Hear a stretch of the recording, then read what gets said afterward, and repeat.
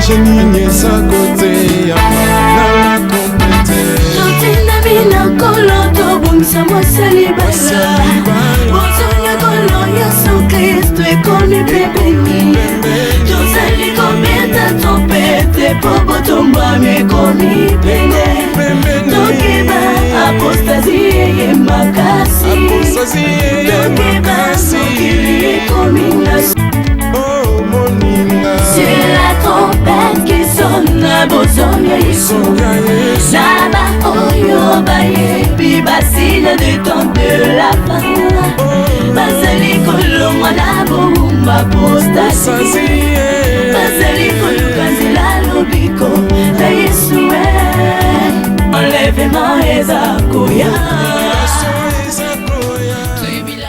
Bien aimé dans le Seigneur, Shalom na kombo de Masia, tikete nzamba pambola bino ba ebanso obolanda kana ki télévision chaîne ambiaka ndeko to mesani koloba le lobo kamwate parce que c'est émission il y a les témoins par l'été mais c'est une nouvelle émission bo mesana kolanda yango émission attention l'apostasie est là hein bobika kendenge ba makamuzo le kana ba église na biso na mboka na biso partout dans le monde il y a vraiment l'apostasie est permanente c'est pour cela église oyo e kambamaka et pas ya votre humble serviteur le prophète Moïse Mongimba hein yen kembo yende moto nzambe na nzela na ya sali était émission oyo ezala attention l'apostasie est là alors nako sepela vraiment bolanda émission oyo chaque vendredi na heure oyo je crois que tokopesa sabino ni na rediffusion après alors na sako yamba invité na ngai oyo azabongo yende ko l'émission te émission ya attention l'apostasie est là prophète Moïse Mongimba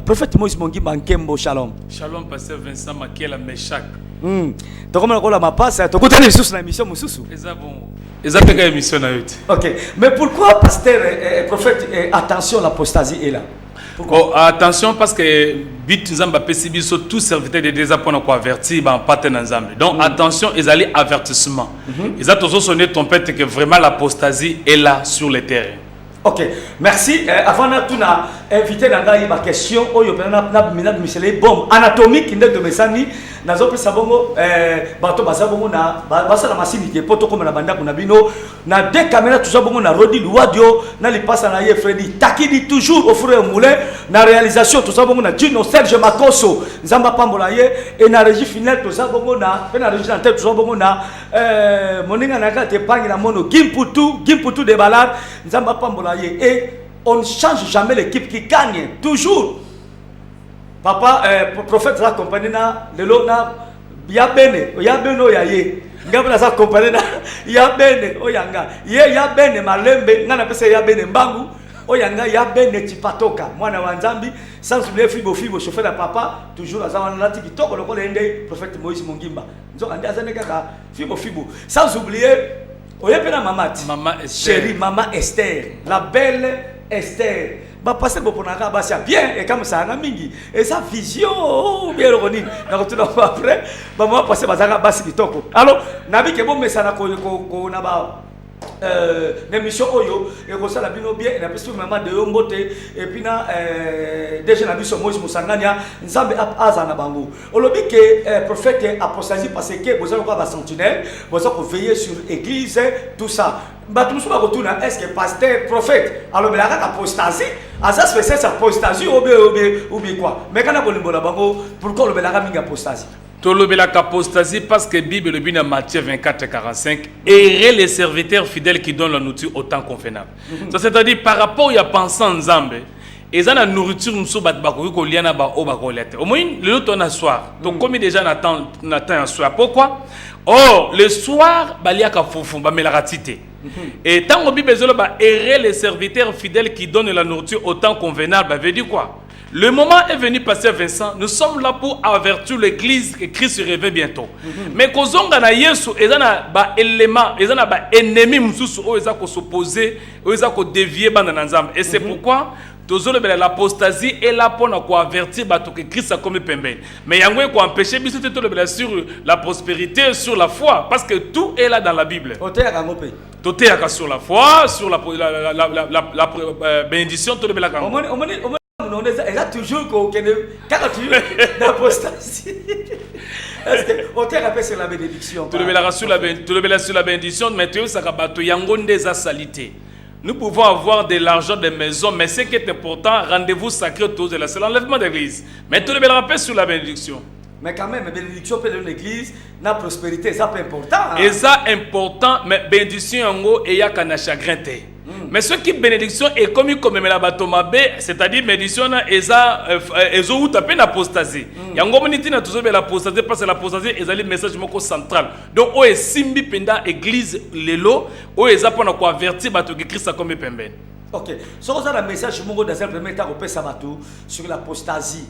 On peut savoir parce que au sein de ma classe pour une émission Oyo et Zala. Parce que mon télévision Zambongo, et ça va oublier si mission Lonayo pour nous rejoindre espace. Sauf que au sein d'un premier message, il y a qu'on peut savoir une émission Oyo. Bah base la nini, une émission Oyo. Bah base la canini, une émission Oyo Zako Sala Oya sur la attention l'apostasie là. Moi je crois que la émission Oyo Tozako Lobela sur l'avertissement. Donc base elle a toujours fixé mis sur vers l'émission Oponani.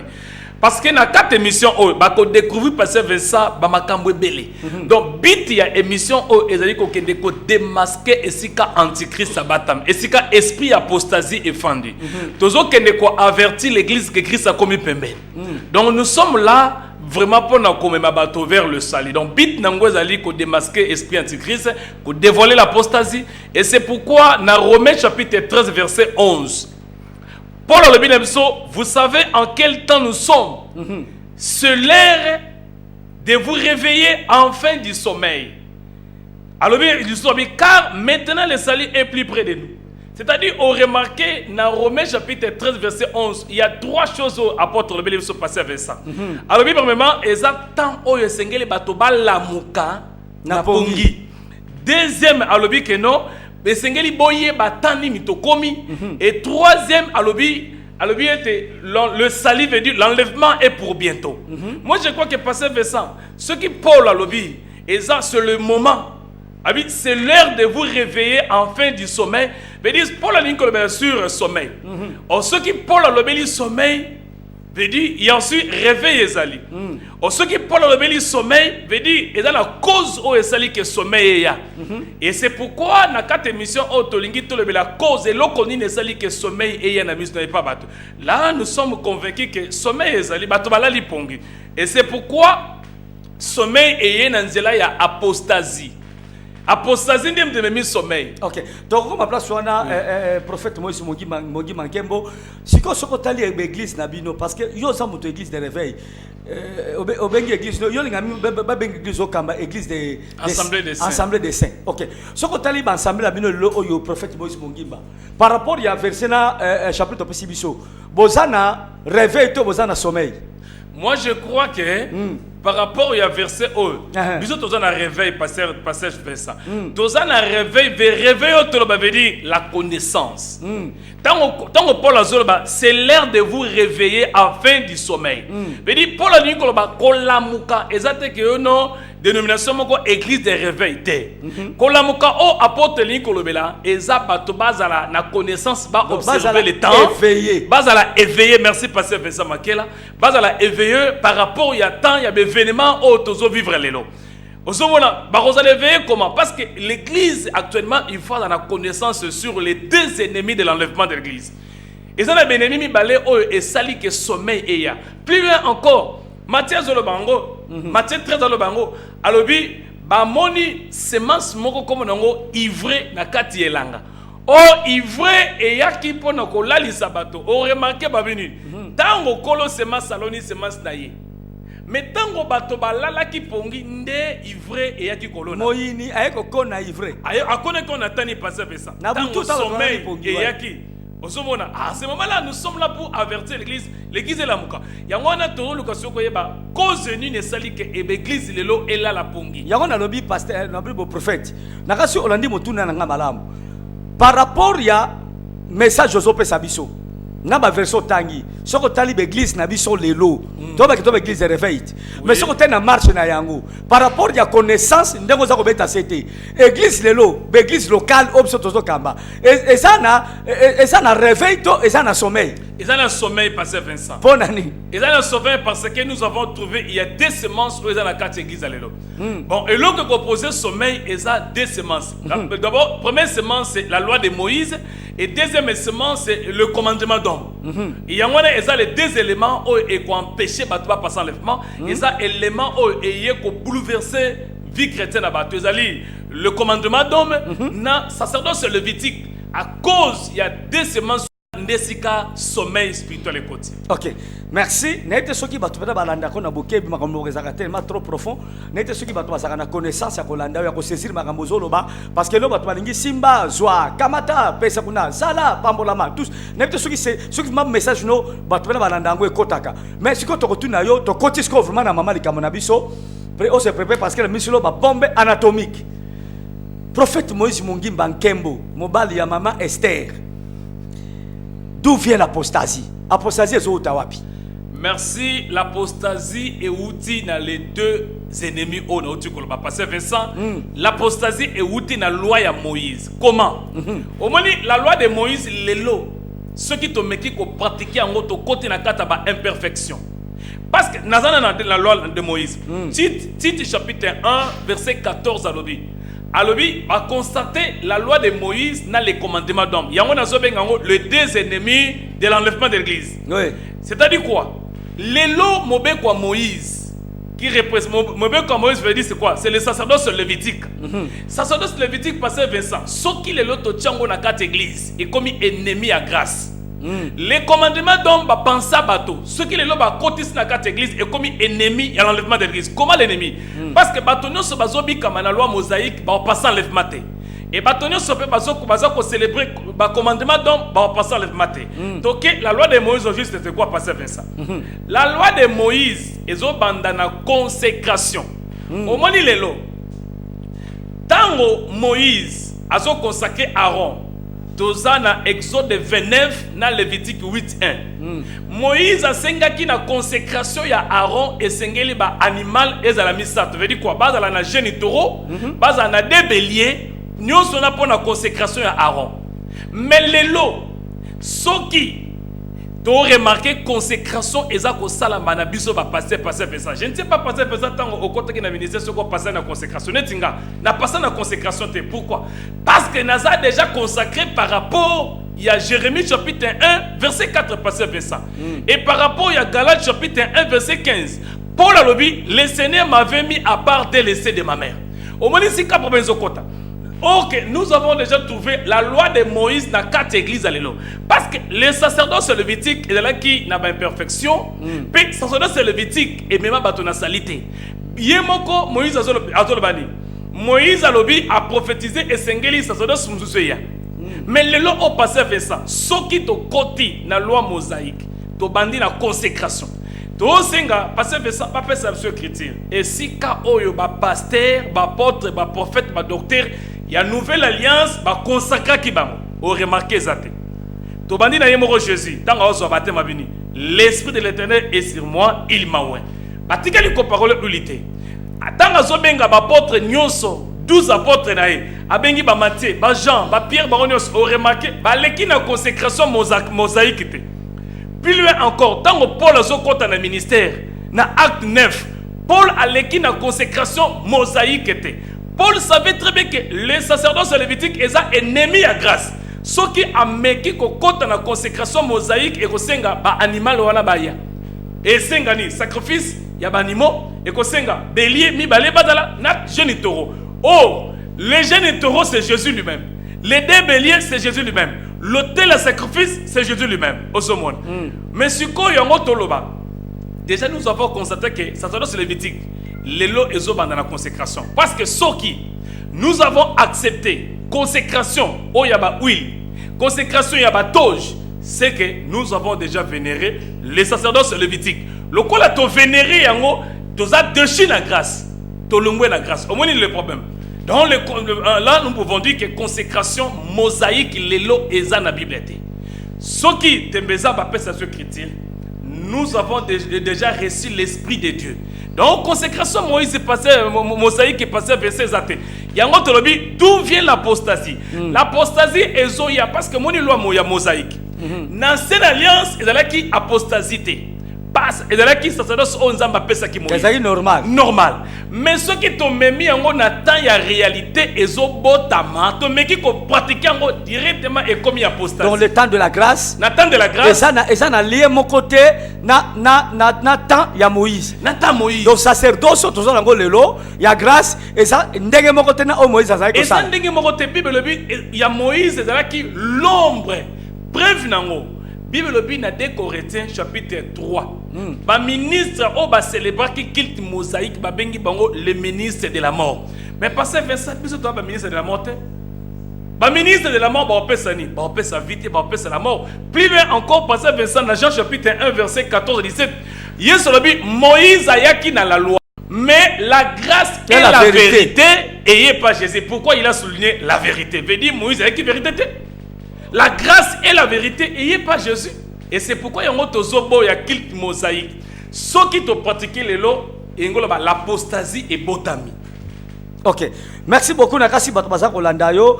Toko fongola téléphone hein, kala mingi to fongola téléphone. Okobenga biso na numéro oyo et ya 089 78 07 710. Wana mususu wana komata ba SMS ko sala biso malam mais numéro pena to ko benga biso eza numéro ya Tigo. Alors deuxième ennemi ya enlèvement. Voilà bien sa première. Oui, deuxième ennemi enlèvement kaka na site chapitre 1 verset 14 passé verset. Les commandements d'homme. Les commandements d'homme veut dire ba penser ya batou passé verset ba côté si na quatre église. Parce que personne n'aime pas Pambolo parce que Valais de Bereka, la table la l'andarango n'a pas vraiment commandement d'homme. Il y a cessé passer Vincent. Quand on dit les commandements d'homme, ils ont tour de Babel. Donc mi beko ya batu. Donc il engloba mi batu ba côté ici. C'est là tolo bangona la lingala. Mose Nzambe olobi ke ennemi ya ngolu. Pe ennemi enlèvement et c'est le commandement d'homme. Osolo bango mingi na français na ngi opesa parce que monsieur za lingala nebi ke bino ba je les connais bolingi ba français mingi mais kana ko lo bango na lingala commandement d'homme ngolo ba mibeko ya batu et ça na bible était même muto amemi ngo na église pe bato bani ko salela yango ti commandement d'homme passé verset et ngolo ba makanisi ya bato ba kotisi na kilt veut dire muto asali modèle ya kilt na ye moko par exemple. Et ça la bible était. Et ça la bible était. Et ça pe na mobeko Moïse était. Pe ça na exemple mususu oyo. Par exemple commandement d'homme. To moni lelo bato ba oteka ba pomme na église. Bato ba oteka ba pomme na église pour ceux qui muto allié pomme ya rouge arbota mwana mobali allié pomme ya vert. Abota mwana mwasi. C'est ça le commandement d'homme titre chapitre 1 verset 14. Au moment du commandement d'homme, yangwana ezape vodor. Donc le lot vodor passé vers ça, on s'en a tenu à ma boye ndenge ba na Israël ba sala ki na Exode 32 ba sala vodor. Mais vodor déjà et c'est salami na église lelo. Par exemple muta oteka ba pomme. Tala vraiment danger azo me pepe na nzambe na ko ba ratan enlèvement, a oteka ba pomme azoteka une écriture ni. Pendant que la Bible dit, n'allez pas au-delà de la parole de Dieu. À une écriture, le col en écriture est un commandement dont veut dire, yemoko a fabriqué l'évangile, a fabriqué makamboune côté de l'église. Yango kola zobengango les plus loin encore venir. Abi patubo s'attacher nango parce que yango est un ennemi à enlèvement de l'église. C'est ça le commandement d'homme. Nkembo Moïse Mungimba, nabandi komone ba Congolais bangamba ba Nkembo Moïse Mungimba. O telemeli makamba ba pom. Olobika makamba pom. Wana ngana ndimeli yo. Na kombo na Yesu, mais muke kaka. Para ko ndimona 100% te, mais nakina nga oteka mai. OK, merci. Au moins neti kamba. Boyo lobi pom, mais ngasko na teki nga mai. Soko teki mai pour sali commandement donc ponani parce que mai batika la koteka na évangile à Moïse était ben évangile à la grâce à bantomate. Si ko moni lokola tozo mona ngote na évangile bantoma oteki mai bango bakoloba ke bazo inspiration c'est ça l'apostasie est déjà là dans l'apostasie ngona et le retour ba l'apostasie attention l'apostasie est la vedine l'apostasie est sa falsification déviation ezali ba penser à mutu commandement dans mutu côté ici oteki mai une écriture ni passer faire ça parce que na bible batiko te exactement les inspirations nga moko inspiration na yo Galates chapitre 1 verset 6 à 9 pour le bini alabi soki okoti ici makambo yo moko koti ici même l'ange soka yena makambo na écriture ezate ala kela mabe au moni siko il y a la malédiction o ezo ya na mosali na nzambe tanga zo pratiquer ba commandement d'homme comme yemoko aza maudit, on donne ce qu'on a. Bampate ba comme maudit, oyebi passer faire ça. Ma édition msus to mo na ba fidèle baza nango. Ezaka ba famille na bango te. C'est nous les hommes de Dieu tant on imposé bango mais comme nous avons aussi reçu la malédiction, tu imposé bango mais bango ba reçoit malédiction. Cause ya destruction ba fidèle msus se outé pas na biso ba serviteur. Parce que nous avons mal expliqué, interprété la Bible. Alors c'est comme ça va. Bon, quand on a l'église, toi ça me ça me mandaku parce que là maintenant ça nous avons commencé à maboko ba malédiction. Alors ça na recevoir ça na mandaku ba sur l'église. Eh ba enfin na mandaku te parce que sengeli ba que l'apostasie est déjà sur le terrain. L'apostasie est déjà. Le cola est déjà yamba ba le bina bisoni. To la mukana sommeil. To la mukana sommeil bit tinani tozo ko avertir l'église parce que sommeil spirituel est codi. Batuba se réveiller, balamuka. Parce qu'il sera bientôt, les mariages arrivent. Jésus réveille bientôt. Passez vers ça. Au Monica, quand même, les États-Unis, même Arabes, ma caméra se passé dans le monde. Et ça, et les mbouzo qui enseignent, ils sont que Christ a commis pembe. Merci. Au téléméli, maï. Au téléméli, pomme. Bon, voilà, on a 10 minutes. Si quand on a en Israël, on a vu ma belle, na maï à Jourdain. Ma belle, est-ce qu'elle soit si à Niateke va batailler? Nous avons espéré que Batumi a pas mal de chance. Baso mabele wana baboka na mapangu na bango. Est-ce que mabeli ngana ça? Parce que Vincent, c'est ça les commandements d'homme. Les commandements d'homme, c'est ça l'apostasie. Mabele oyo ke so Maya Jordan. Ouais. Maya Jordan lelo eza na impact mon côté. Au moni bakolobake parce que général azinda ki kuna lèpre longwa ki mais ce qui Jordan et longola qui général il lèpre. Oui. Mais le véritable Jordan c'est Jésus parce que nous avons vu Jésus il a guéri les maladies, le lépreux. Donc, mon passation pouvoir rester la minute. Jordan c'était l'ombre. Tant que Jordan y est soyé, Mbalamoko y est soit sur place parce que Jordan est bandé koibelande présence à Jésus. Y est soit sur place. Donc on pratique tout ce maïa Jordan te pe mabela Jordan te. Ceux qui passaient vers ça au meki kozo mabela Jordan au bomi bampa tanzam. Au bomi batuana. Au pesi bangonde malédiction veut dire bango ba komi ba posta. Maintenant comprenez le prophète Moïse. Na mabela est-ce qu'il soit taki lokolo. Yo so boyango. Mais ça sacré. Attention. Yesu goûte passer vers ça à Koufaki. Sika bakunda ki na tombe na ye. Mais Bible le dit tango ba Marie ba ye kokota na tombe Jésus. Ba ange ba lebise boni. Ba bi boye ko sala nini ni sika ba kufi. Donc eza sika otoko vénérer telelo. Soki to meki ko zo Maya Jordan.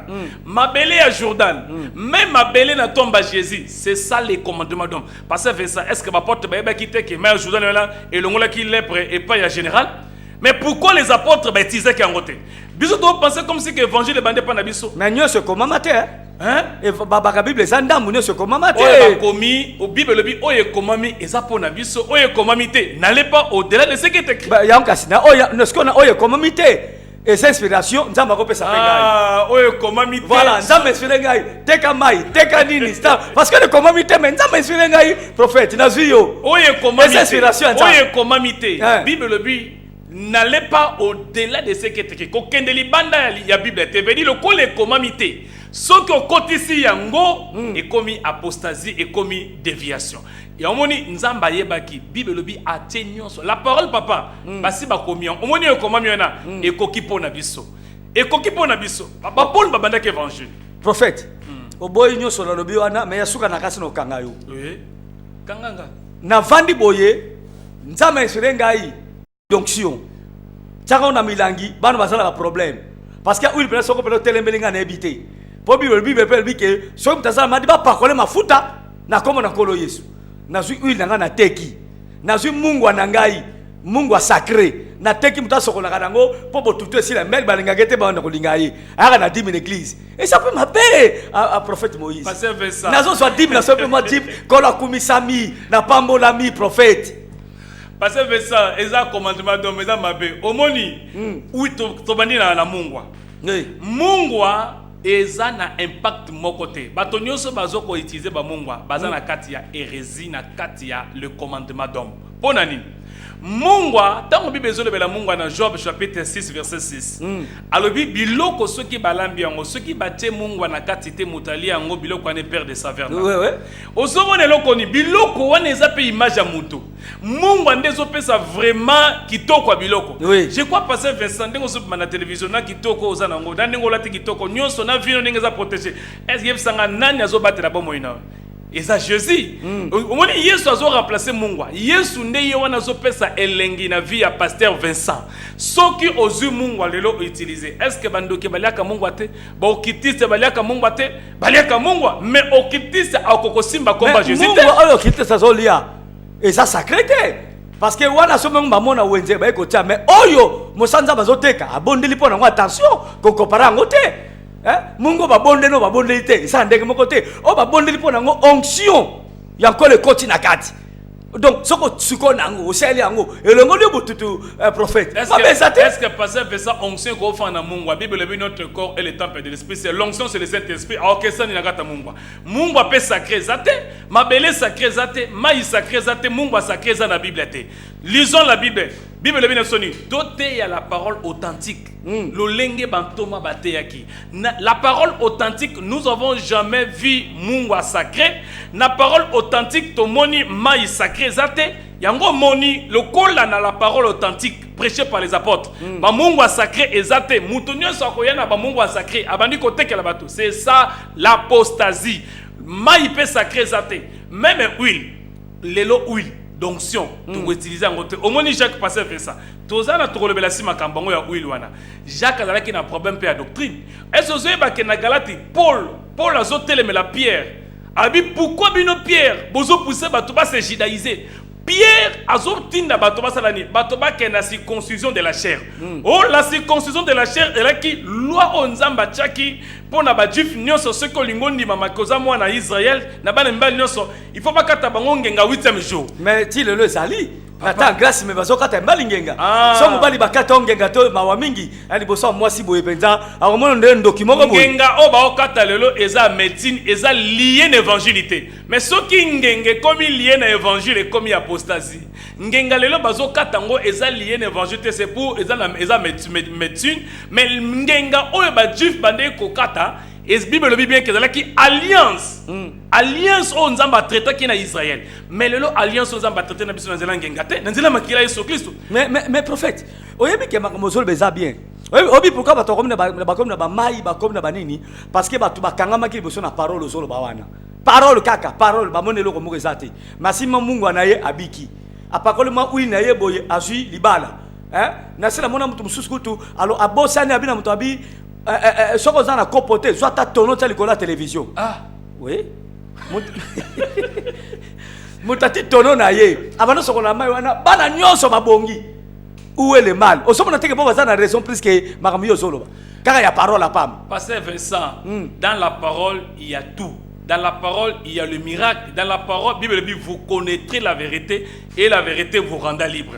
Par exemple, pasteur Vincent, moi depuis que j'ai commencé mon ministère, nasimba ba maite ba mungu atelo côté ba huilité mais na boyi na loba makambo nzamba sali biso nous avons vu la main de l'Éternel et naïm sika batwana ba persévérer nzambo to sambela azan nzambe ya en esprit et en vérité d'abord libosa sans femme samaritaine passait vers ça a présenté que femme samaritaine mai mon côté c'était la parole.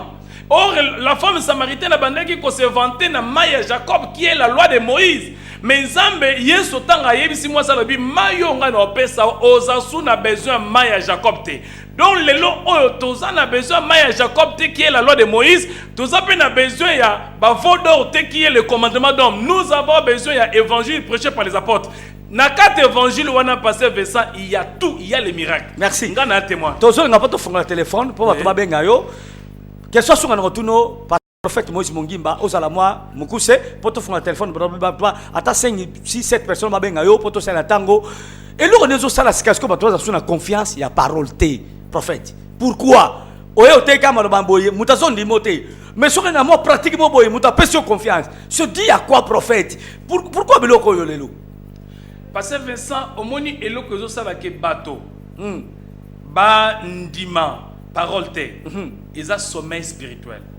Ah, ils ont sommeil spirituel. Ndenge opesa so verset liboso. Ils ont sommeil papa. Omoni bato, omoni tanto comme temps ils a dur. Bible le bi et koya na tango moko e bat ba ko supporter la sainte doctrine te.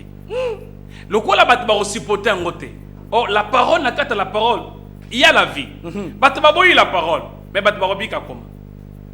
Donc et loko sali ke bato ba mona loboko na Nzambe te parce que oyebi papa se passer vers ça.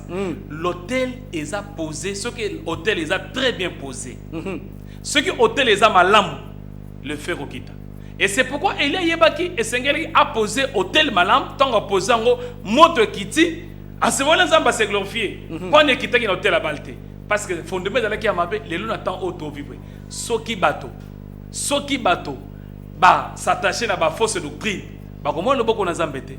Donc, plus pas la batobogeli fait là. Et belé barobunga. Mais on est là pour avertir l'église que Christ se réveille bientôt. Tout ça pour nous avertir l'église que Christ se réveille bientôt. Merci. Donc, faut le téléphone bobenga mo pakolo na Yahweh prophète Moïse Mongimba mobali ya mamester. Azolo ba bien bobenga ye na moni pe ya bene kuna azo so bilili kuna comme caméra woman nzamba pambola ye na fongoli téléphone bien aimé soko bobenga biso benga son numéro ezali 089 78 017 10 benga son numéro na nous sommes en direct na Canal Télévision chez Nambiaka émission Nambiaka et Rosala Malam prophète ako répondre yo soki ozo na biso en direct ozabongo na katandako alors tomoni appel et bandi déjà ko ya prophète nabina ndeko oyo allo bonjour bien aimé obinso comment nan abengi na combien de des églises de réveil évêque du Congo Mozi évêque du Congo oui Mozi évêque du Congo Mozi merci beaucoup évêque olobini pala makamu muninga no azolo ba collègue na yo naza pour prophète Moïse ils ont vraiment la espace pour la nzamba mona vraiment encore naza encourager azana mbongo dina espace pour vraiment bato la tamo photo de la vérité bato kusa bato na bamai na babomu wana évangile ya pomité évangile il faut vraiment autorité ya bato évangile Jésus-Christ revient bientôt naza encourager par le prophète Moïse avec la il y a temps et ça j'encourage message pour aller mbaki à décourager la montée à dévoiler toute la vérité aux hommes na combat Jésus-Christ guérison est dans la foi na combat na maïté guérison est dans la combat Jésus guérison est dans la combat la bataille ou la terre et le combat aussi merci na prophète Moïse vraiment et ouais le film de Korabi et c'est père des églises de réveil évêque du Congo Mozi merci Bina Pasteur Moïse encourage beaucoup merci nakasi aussi bénédiction à Saint-Père de l'église de Congo évêque nakadisi aussi bénédiction na ye okolobani pour na intervention ya muninga na yo Moussa na Nzambe. Merci Zamba Pambo l'évêque Mouzi Sikazali Zamba Pambo le mingi penza. OK. Tambi s'appelle Oyo. Allô? Zera mamuke. Allô? Allô bien aimé. alors shalom Shalom loba mama casque papa. Comme obin ça comme on a. na c'est l'émission mais le problème est les garçons de groupe n'attendent de la fin mais on a 5 ministères de formation c'est un ministère prophétique parce que le ministère prophétique n'est pas tellement d'années pour tout le monde a campagne na kata bisaki na kala tout pour parce que quoi na dit mais le ministère prophétique est pour chaque sur na kata 5 ministères donc ils ont pas pour la prophète dans le banda pas pour la Merci évangéliste Evans Salobi abi bino nde ba prophète bene ba ko boma ministère ba prophète oyo kala to monaka ba campagne ba papa kelani ba na bosa ba dina ba bino ko sala kete ba to bika depuis ka bino boye ale ba ka boye bandi okolo bani Aza la raison Zamba Pambolé nous les prophètes au BBC ministère prophète hein ministère prophète vraiment est côté ici ba venti rebelle non seulement les prophètes il y a aussi les pasteurs faire ça ba o ba ministère ba to ba nya o ba saka ba prophète te ba apôtre hein ba o ba pesa ba méga na ba téléphone sont pas des prophètes. Merci. Tambi susundeko oyo oh là là là mbalsi matokolo ka téléphone pena oyo répondre na ba critère na biso. Allô? allô Allô bien aimé. Ezolo ba awa to anasi. Allô? bonjour pasteur Bonjour bien aimé. Oben sab comment on a? oui la dernière combat la dernière commune Depuis commune Antil. Ah ba Antil bobenga mingi. Olobini pona makamu mumu na ntamba zolo ba.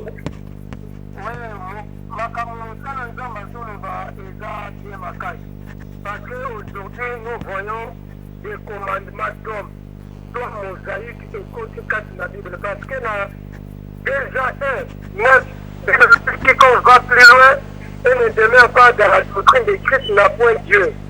En tout cas, beaucoup d'encouragement, cette émission, tout espace au prophète Azan a noté.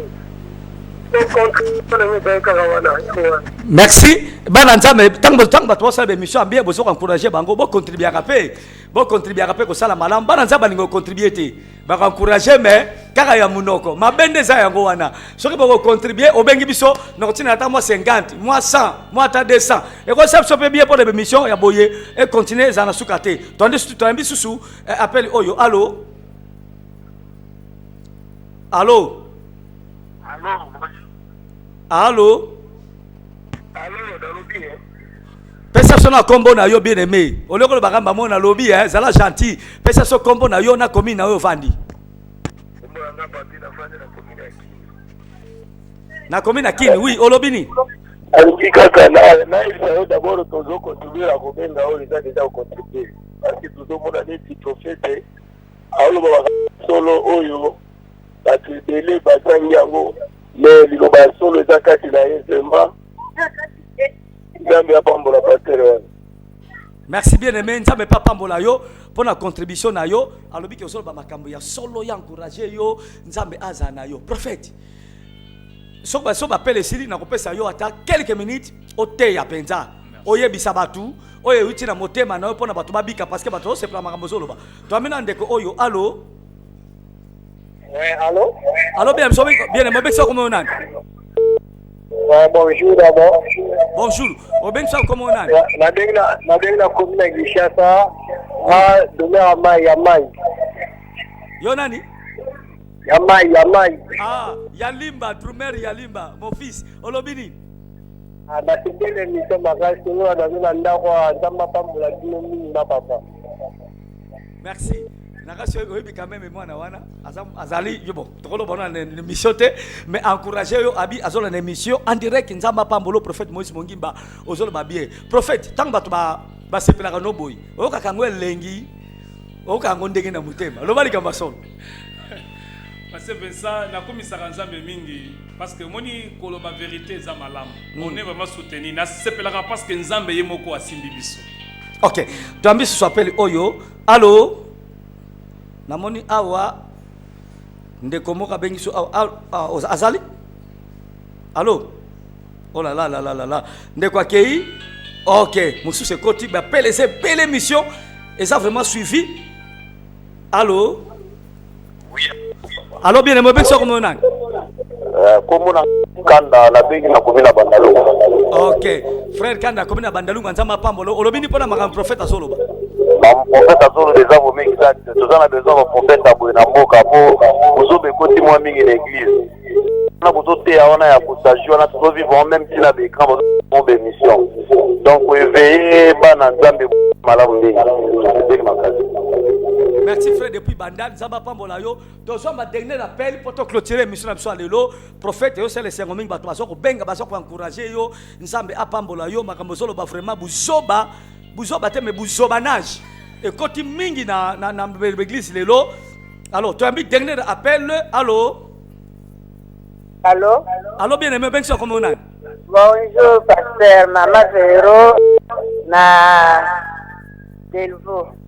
Maman Deo na Ezo nzamba pambola yo mingi kola pambola pasteur na landi bino awa mingi na sepeli makasi pasteur atena likamba mai na mungu mais bible awa eza que Jésus babatizaki Yesu kona place ala koko kolimbolela biso te ke elingi koloba nini nde eloko mosuna na ye ayanolanga yango mpo nazozela yango sikoyo mais na makasi naza d'accord na yango.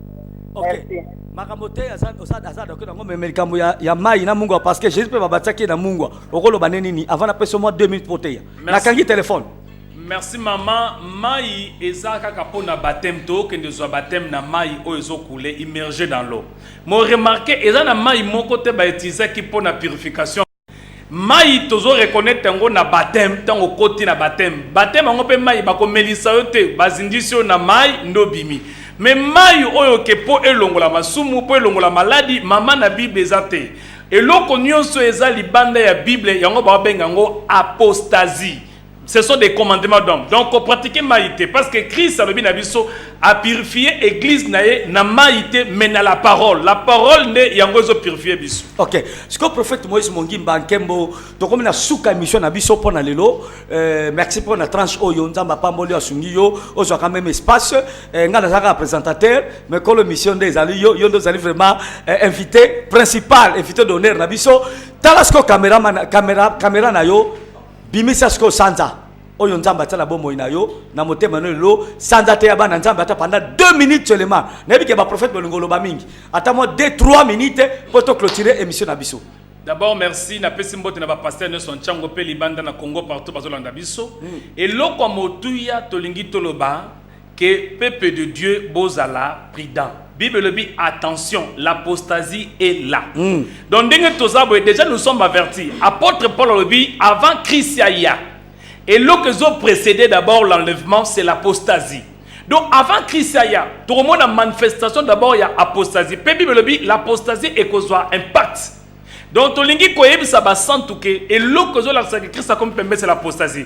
Yango boni toza ko démasquer yango ko bimise yango. L'apostasie c'est quoi? L'apostasie est ali déviation, falsification, il y a écrit. Donc introduction bato ba kotisi makambo na Bible ezate. Donc bato baza ko kotsa évangile ya bango moko. Yango ba benga apostasie. Donc sois prudent ndeko boza la penda na ekenge makasi temps et comme mabe mokileza penda sombre vraiment na ténèbres. La nuit vraiment est si avancée. Yango pour la nuit est avancée, le jour approche. Donc vraiment zamba pambola biso na 4 émissions oyo. Attention, l'apostasie est là, beaucoup découvrir ma cambobélé. Au fur et à mesure, tozo kende, beaucoup découvrir, beaucoup décortiquer et loko moko na moko ba pratique news dans la 4 églises. Tu peux expliquer que ça c'est l'apostasie. O eza bien, o eza apostasie.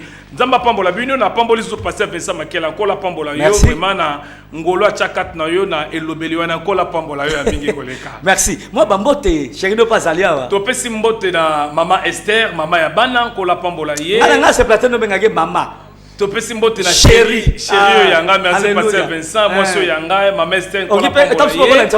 Ah pambola lisusu mama Bénédicte Malembe o yaza ko sunga biso pe na kat na musala pambola ba serviteur nyonso na trompette et tous les serviteurs en Tchangu évêque Muzinza ba pambola bango nyonso a pambola pe ba sal na nzambe nyonso Congo ba oyo bazo confesser la saine doctrine ba oyo bazo tambola malamu na évangile. Zamba pambola bango numéro na biso vraiment yangwana eza affiché wana oyaza na. Mais rappelez bato, rappelez ka bato. Numéro na biso zali 089 780 17 10 089 780 17 10. Combien d'adresse église? Oh to pamboli bande konyoso baza na régie na nzela na bango nde bozingolo komona biso na banda kona bino nzamba pambola bango nyonso a pambola vraiment bande konyoso botika la brancher na canal Kin. Canal Kin a pesi bino ba émission qui toko oyo boko découvrir boko zala na connaissance botika na émission nzamba pambola bino. Attention, l'apostasie est là. Adresse église. Adresse église tozana avenue du marché numéro 147 na quartier 7 na Njili. Donc ceux qui boyona bromo na biso. Merci. Merci beaucoup na Rodi Luadio et puis na Freddy Takidi bazaki na caméra. Merci na Kim Puto azaki bongo na régie d'antenne et puis na réalisateur ya Munene ya Mbiaka Chino Serge Makoso na pesi merci pa ya Bénédicte Chipatoka ma bien-aimé oyo aza vraiment na motema et na chauffeur oyo membiso Fibo fils à papa nzamba pambola ye. Je crois que to kopesa très prochainement rediffusion ya émission oyo bolanda yango chaque fois. Attention, l'apostasie est là. Nzamba pambola bino, boza tout presser la canal Kin, bo jamais dessus. Nazabo ko saluer invité na ngai, ko la pambolo mingi, ndeto kutani mikolo zali ko ya, ko lo apambola bino, ciao. Sajenye sa côté ya na complété.